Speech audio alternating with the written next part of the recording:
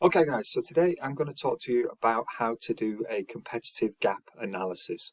So I'm just going to look at a very quick overview on how you might create competitive gap analysis. Now for the example, some of you might know that I wrote a book a few years ago. I wrote a book, so I'm just going to look at my competitors. Partly because one, it's very useful as being the author of a book to have a look at what else is out there. But two, because it's such a niche subject, there's only actually one other book, and there's one potential book coming out. So let's have a look at the competitors. So what I've done, I'm doing it in Excel because I find it easier to do it in Excel. You can see here is my book. So I'm looking at my book. This is the main competitor, the Tag Rugby book by the RFU. And actually this one is coming out in the next couple of months. So this will be interesting for me is, do I need to be aware of this particular competitor? What I also like to do, and I think is a very high-end skill, and this is useful for my book, and I'll tell you why it's useful for my book in a minute, but I also try and look at who is my customer, because what I want to do is look at what does the customer want. Sorry, I'll take a drink there. Okay, so I've just written down certain things that I think the customer might be interested in. So the price of it, is it an ebook? Can you get it as a regular book? How many pages is it? What kind of quality images are it? Etc. Who's it aimed at? Etc. Okay, I'm just going to give all these a mark out of 5. So 5 being very good, brilliant, 1 being absolutely rubbish. Okay, so when I look at the ebook price, if I go to Amazon, so I can look at the prices. So the Kindle edition, £8.29 for the Tag for Everyone. That's not a tag book. Theirs is £10.87, and mine is actually free if you use Kindle Unlimited, or it's £7, £6.99. So you can see there mine's cheapest, but only by a little bit there. Okay, so ebook price, going to give me a 4 out of 5. Tag was quite expensive, so we'll go 2 out of 5. Actually, we'll go 1 out of 5 for that, for the ebook. And Tag for Everyone was, once again, I think it was reasonable. It was only about a £1 difference. I'll go 3 there. Okay, and then you got to think, how much does a customer want to pay? So I'll go 2 in the middle there. Okay, then you've got to look at the book price. Mine is still, once again, my book price is the same as my ebook price, so it's still the same price.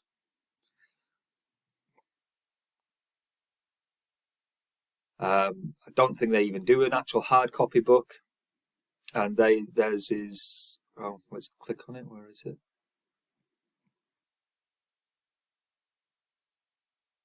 Paperback is £17. Oh, that's terrible. Okay, so for the actual book price, mine's £4.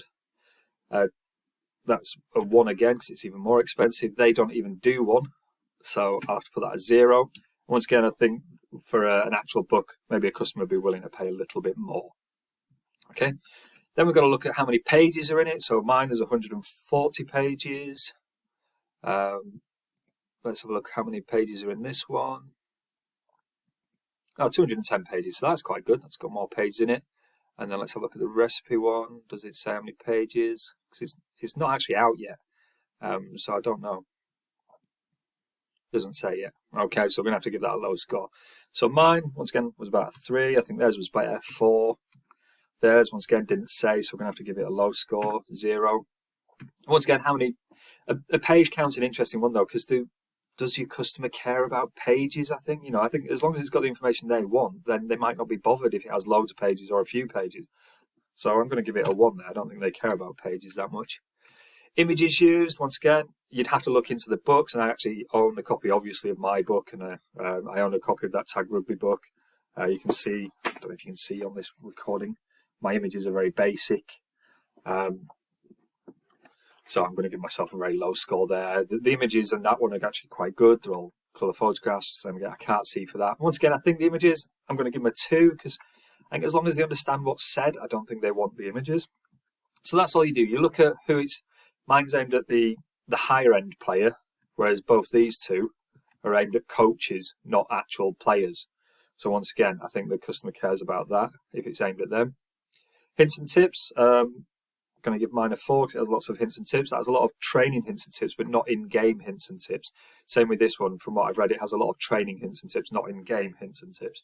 Once again, I think they want that high. Book interactivity, this is where mine does well. So my physical book, as you saw, has very rubbish black and white pictures to keep the cost down. But the ebook actually has mini videos in there because it's an ebook. You can have videos. You don't have to be constrained by pictures. So I think my ebook is massively interactive because it has videos. You know, when you're talking about running a certain system, mine has actually then all these things move around on it so people can actually see that system in play. Once again, they don't do that, and that doesn't do that. Once again, does the customer want it? I don't know, I'll give them a 2. I could really need to find out. Delivery is an interesting one. So as we said, this one's not available until March. When's mine available? How quick can you get mine?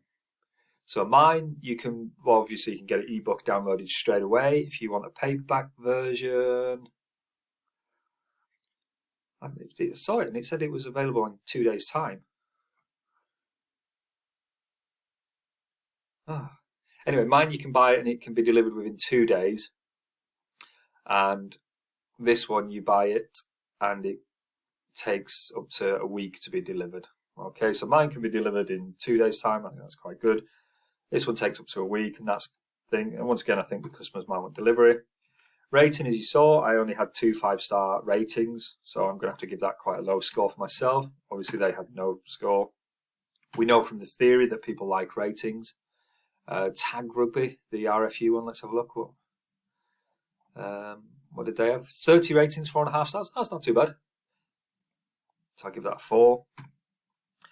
Training exercises. So once again, this is where these guys really kind of do work because theirs is based aimed at the training person, and mine's more aimed at the playing element. So I'm going to go 3.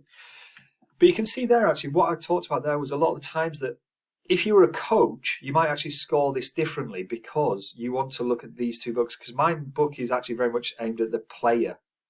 You can see there my customer is a Tag Rugby player. It's actually aimed at female players as well. There's a whole reason why it's aimed at female players. Okay, but that's who my book is aimed at, female players of the game.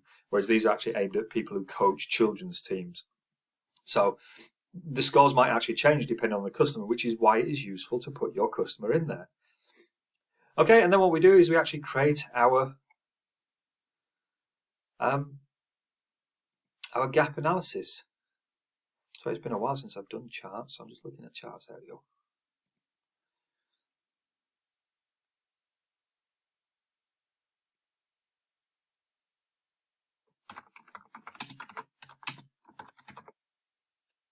There we go. There's my competitor gap analysis.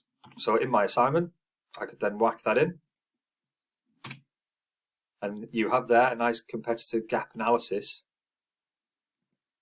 looking at 10 different factors. So once again, so I would need to cite so I would give it a name, figure, whatever it is.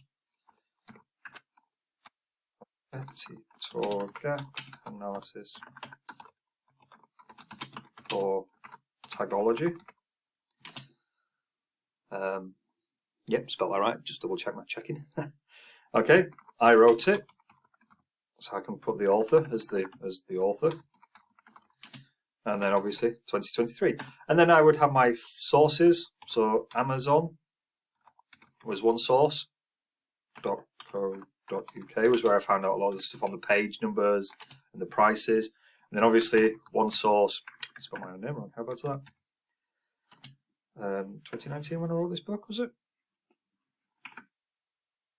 No, 2021, I think, because it was after lockdown. I wrote it in lockdown, like a lot of people did. 2020. There we go. So 2020, when I wrote my book, what was the reference? Obviously, I need to cite these properly. And then that's Lidard in 2014 for the other reference.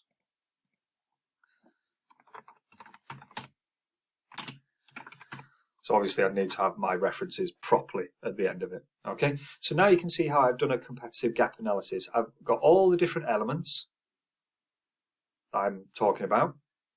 I've got the different, my book and the competitors and who the customer is. I've titled my figure and then I've given it here. And then underneath, this is where I can use the analysis. And this is this high level skill. Okay, we don't want you to spend time describing how my book has fewer pages in it, or the others are available. The ebook isn't interactive for the others, but it is for mine. That's all description. What we want to know is the analysis, and the analysis here and this is why we put them on here, would look at the customer. What does the customer want? And therefore, when we talk about the gap, we can look at the gap between us and our competitors. So my book in blue there doing actually quite well compared, well, it's not doing well here though, is it? So you can see here, my book, Tagology, is not doing well on the page numbers against Tag Rugby. And here it's doing really bad against the Tag Rugby. And where's Tag for Everyone? Is there a point where Tag, because Tag for Everyone's not out yet. Oh, there you go, it's doing better on the training exercises. So everyone's doing better on the training exercises than me. Okay?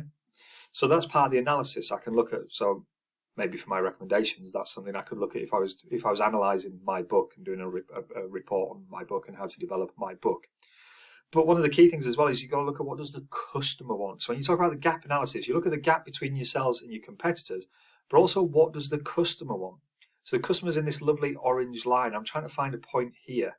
There's a point here, look, the number of pages, as we said, customers don't care about how many pages, as long as it's got the right information in a way that they can understand it. So spending a lot of time creating pages might be irrelevant if the customer doesn't care about it.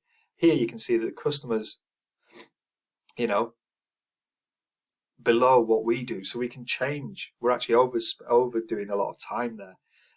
Same again here, the customer really isn't that bothered about the interactivity. So my book, its big selling point is its interactiveness on its ebook. But if the customer doesn't care, why did I bother spending hours and hours creating little videos for an ebook when the customer doesn't care about it? Okay, so this is all the stuff I can then look at the analysis below. Okay, don't need to describe it. That graph there, the camera flips things. That graph describes it. Okay, but what I can do is spend time analyze it. So that's how you do a gap analysis. You move that out of the way. Look at you and your competitors, put in your customer, think about all the different things that they might be interested in. And as I say, I just scored it out of 5. This then creates me the nice gap. I actually prefer it going downwards for some reason and the list going down. So I actually prefer it more, I can't do it, more the other way. And I could play around with it so that I can get it going the other way if I want to. I just don't have time to do that. And then you can import that into your Word, into your document, and then give me the analysis of the analysis, okay, for the higher grades. Don't need to describe it. Okay, guys, that's very quickly how to do a gap analysis. Hope to see some used really well in your assignments. Best of luck with them.